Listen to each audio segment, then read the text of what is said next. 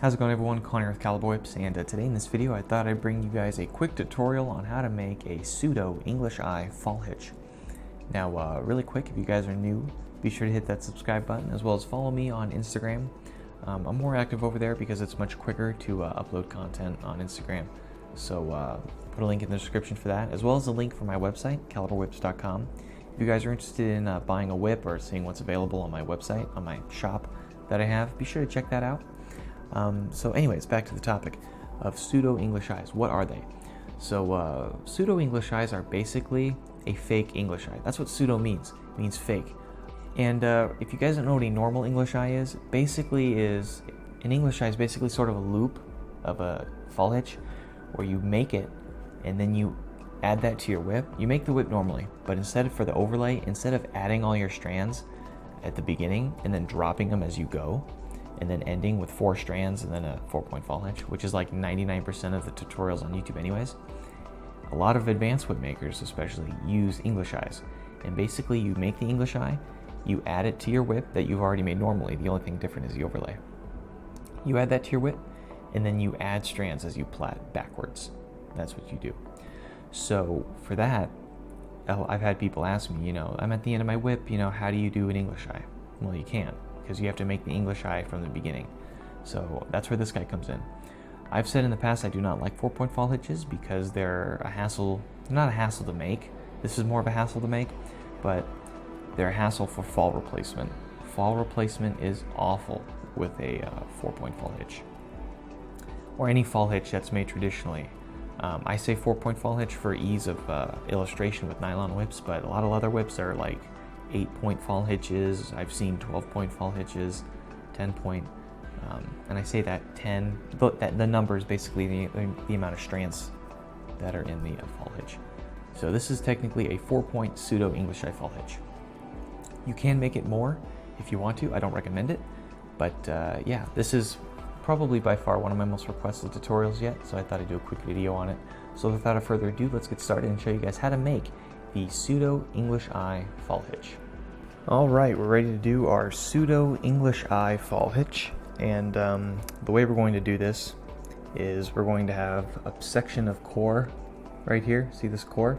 We're going to braid past this, and then we're going to do our flat braid, fold it over, and then braid it back in itself. So I'll explain what that is as we go along, so don't worry if you feel confused already. And I'm going to apologize ahead of time because it's 4 o'clock in the morning. It's 3:58. No, 3. I'm looking at a analog clock, so I have to do some early morning counting. It's past the 10. 1, 2, 3. 3:53. That's what time it is right now. Sorry about that, you guys.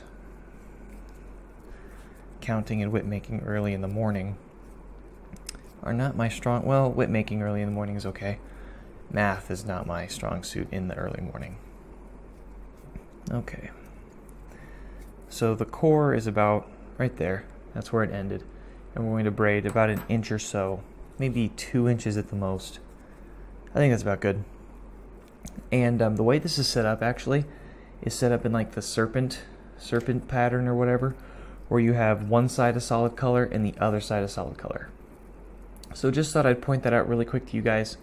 And yes, this is a little piece of section that I threw together because I'm not making any whips right now. So like I said, the serpent-like pattern where you have one side a solid color and the other side a solid color. So just remember that that's what I'm doing for today.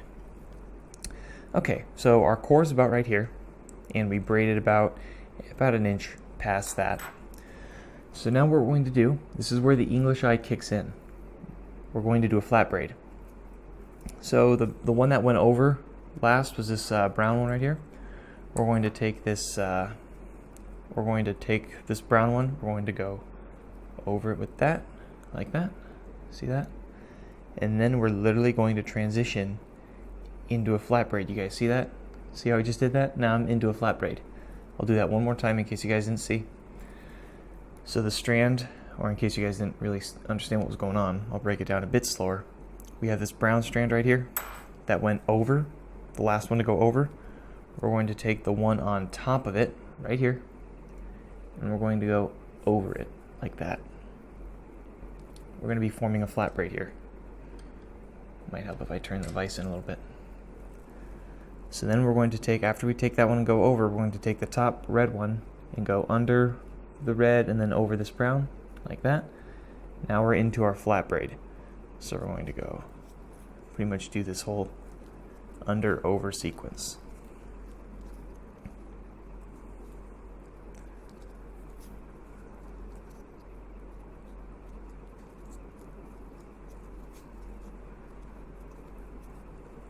Just like that. You guys see that? We're now doing a flat braid. And now what I'm going to do is I'm going to continue this flat braid until the reds switch places with the browns. Right there, perfect.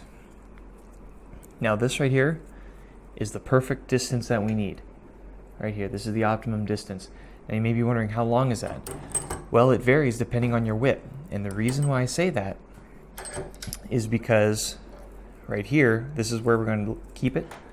I'll explain to you why this is so important. You guys need to listen up, because you guys are going to, if you want this to look as best as possible, all right? Whoop.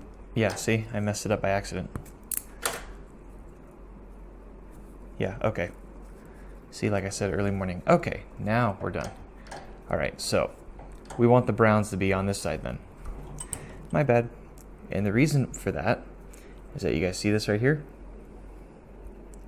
When we take this and we fold it over, notice how the browns are lined up with each other on this side right here, and the reds are lined up with each other on this side right here. You guys see that? That's what you guys need, because what we're going to do is we're going to take our lacing needle here, we're going to fold it back into these strands. All right, and I'll start by taking this one on top right here. I'm going to put this back in the vise. I can't believe I messed that up earlier. Holy cow. Last night I think I went to bed at like 10:30? Yeah, 10:30.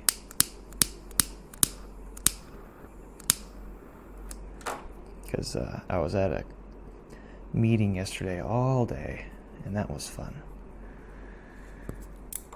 Okay, so now that we have our lacing needle attached, this is another tool you guys are going to need. I don't know if I mentioned that.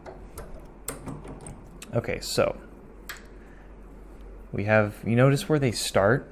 You guys see this right here? It starts with this one, and then this one, and then this one. See that right there? 1, 2, 3, 4. So this is the second one right here. Let me show you. This is the first, and then this is the second. You guys see the sequence in which they're here? I attached it to number 2, which is right here. Okay. I'm going to fold it over into number 2 like that. Let me quickly do it. There we go. Just like that. So I just weaved it into number 2. Now I'm going to undo this lacing needle here.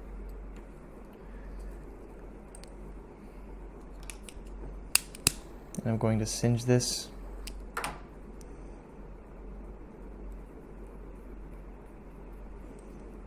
And then here's number 1. So we have number 2 right here.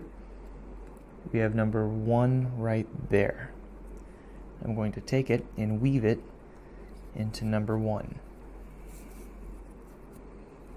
Hope you guys are able to follow along and see what I'm even doing here. Hopefully I'm not going out of frame, or if I'm being unclear. Okay, so now that we have these 2 done, I'll kind of pull them out just to show you. You guys see that? How we have this right here, these 2 brown strands, how they're woven back under, and they're following the other 2 brown strands. And I don't know if I said specifically, but the reason why we're doing this is so that the browns and the reds overlap each other, and it looks good. Because what's going to happen is if you guys mismatch it, it's going to look really weird. And you don't want colors to mismatch when they're overlapping. Mismatched overlaps is not good at all. Okay, so we have a start. This is technically number 1 right here, so that we have 2 and 3. I may, depending on, let me pull this in really quick and see. Depending on, yeah, okay, so technically, let me pull this out a little bit more. I'm going to singe this onto number 1 right here.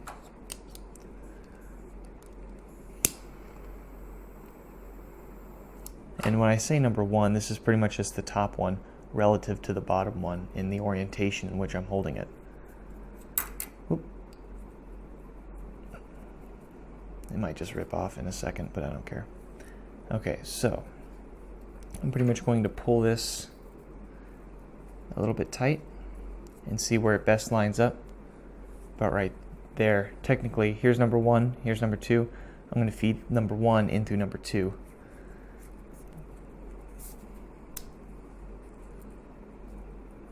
There we go. One more.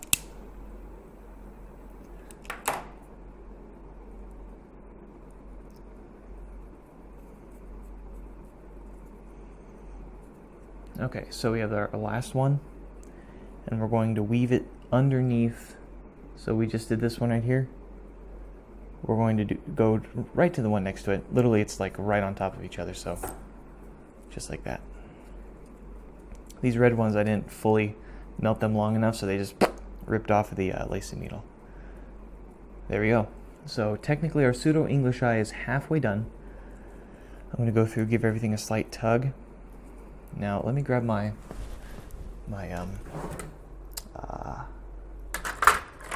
scratch awl, which is this nifty tool right here, one of the best whip making tools on the planet.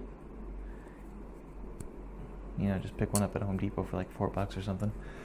Okay, so what I'm going to do here is I'm just going to insert it into the eye like that. And now I'm just going to pull each strand as tight as possible.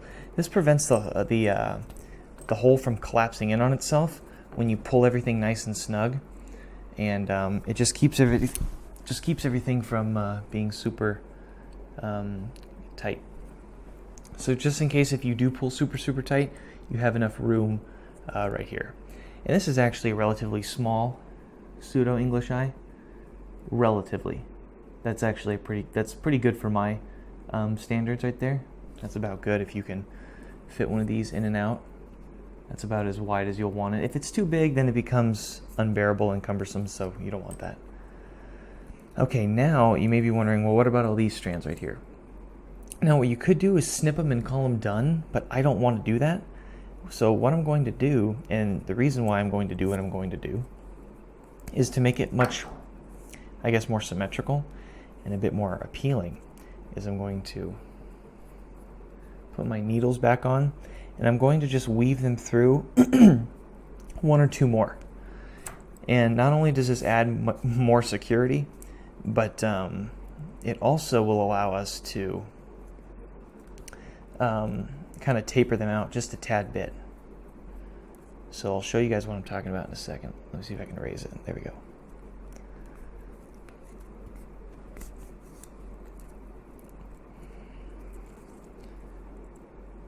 Okay, so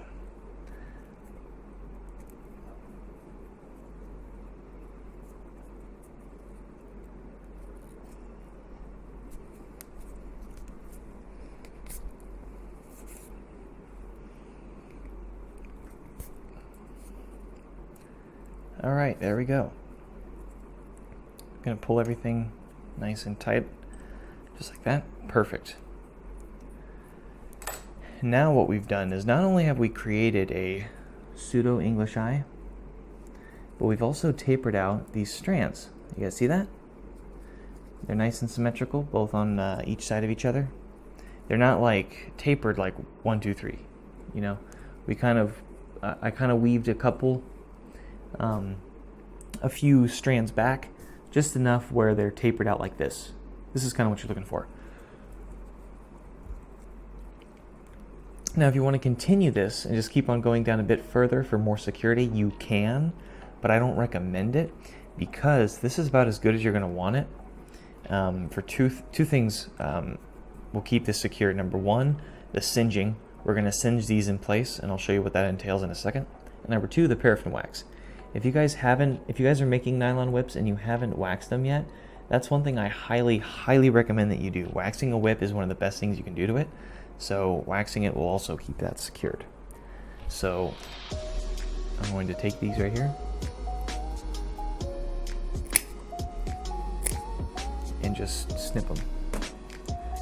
Leave about, I don't know, half a centimeter. Just enough where you know it, the nylon will melt like this.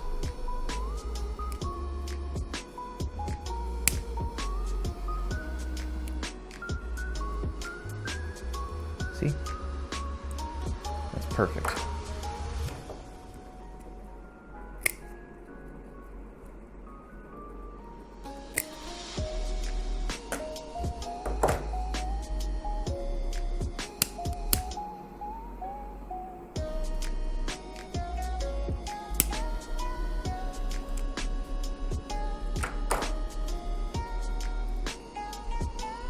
There you go.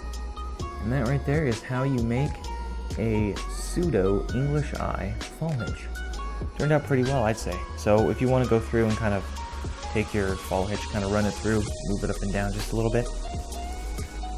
Just like that. Perfect. That's pretty good. Not bad for 4:07 in the morning. So there we go. Well, that's pretty much it for today's video. If you guys enjoyed, be sure to like, comment, and subscribe. And as always, I'll be seeing you guys in the next video.